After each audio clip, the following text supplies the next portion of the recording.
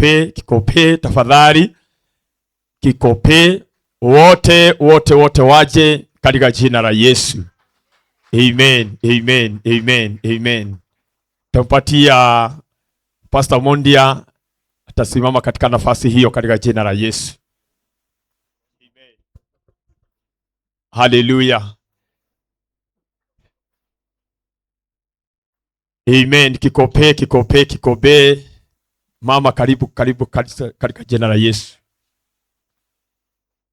Amen. Amen. Situwapigie makofi mazuri katika jina la Yesu. Karibu sana mama. Amen. Hallelujah. Bwana asifiwe. Amen. God is good. All the time. God is good. Wow, nimeokoka, Yesu ni Bwana.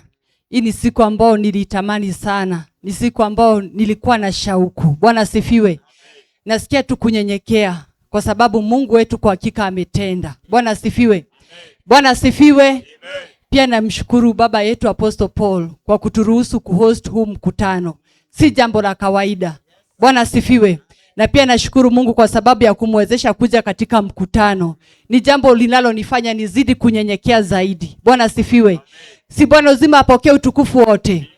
Pia wewe ambao umekuja na shauku siku ya leo, amini Mungu kunaye Mungu anayeweza kutenda katika jina la Yesu. Jinsi ambavyo umeingia katika mlima huu, hautaenda nyumbani vile ambavyo umeingia. Utaenda mtu aliyebarikiwa katika jina la Yesu. Mbarikiwe wote, tunawapenda sana. Amen. Bwana Yesu asifiwe. Jina la Bwana litukuzwe. Haleluya, haleluya. Amen. Kwa majina yangu naitwa Pastor Mondia. Nimeokoka, Kristo ni Bwana. Namshukuru Mungu kwa sababu ya nafasi hii ya kipekee ambayo ameweza kutukirimia kuweza kuwa host hapa nyumbani. Bwana Yesu asifiwe. Maana hapa niko nyumbani nikiwa chini ya mchungaji Pastor James pamoja na our dad and our mom. Tunawashukuru wote kwa sababu ya kujitolea huku. Bwana Yesu asifiwe. Nashukuru Mungu siku hii ya leo kwa sababu ya neno ambalo liko katika kitabu cha Isaia 30 na mstari wa 21 ambayo inasema ya kwamba mkaweze kuifuata, maana hii ndiyo njia, ama njia ni hii. Bwana Yesu asifiwe.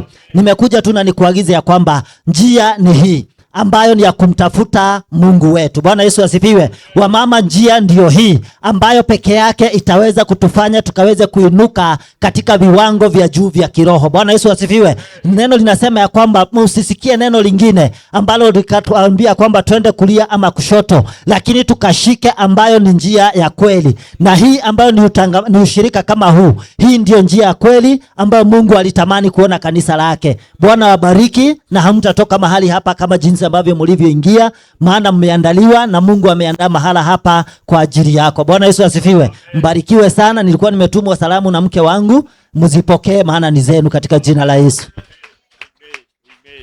Amen. Bwana wabariki. Bwana azidi kuwatendea mema. Wanapoketi wapigiwe makofi.